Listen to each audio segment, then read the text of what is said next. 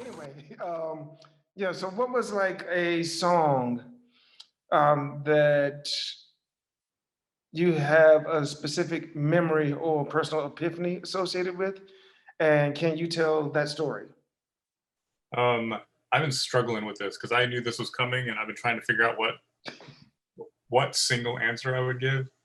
And I'll just pick one because there are so many different ones that could be this Fair thing. enough. Yeah, fair But enough. um, Public Enemy was like the first kind of.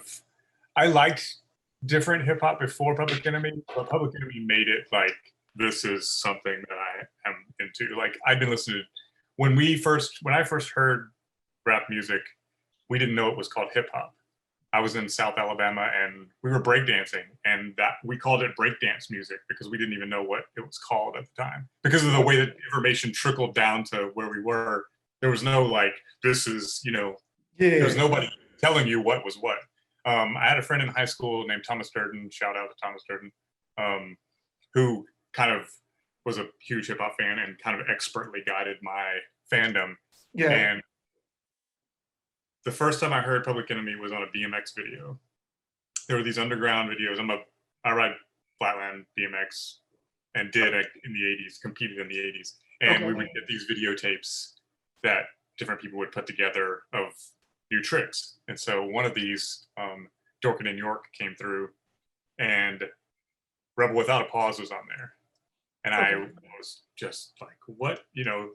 Again, I was familiar with hip hop, but this was something else, right? Just the Yeah. noise, it was just noisy, and it just Chuck's voice was this big booming voice and all that. It was Yeah. just like, and of course I'm watching this video over and over because I'm trying to learn the tricks. And so this just gets ingrained.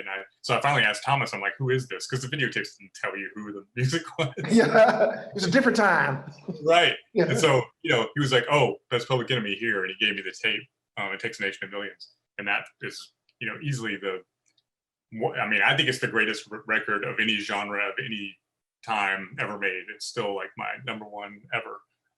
But that song on that videotape was the kind of door into that, and it's still a part of it. Boogie Down Predictions, the book that's coming out, has a whole essay on those two, on It Takes a Nation of Millions and Fear of a Black Planet. It's a Kimber McLeod kind of roundtable with Hank Chuckley and Chuck D and all of them talking about the production of those records. So Oh I yeah. included I included that not only because I wanted Kimbrough in there, but also because Public Enemy, you saw in Dead Precedence, there's a whole big thing about Extinction Rebellion. So it's just a very, very important, record to me. And Rebel Without a Pause was the song that kind of, led me into that. So Oh yeah.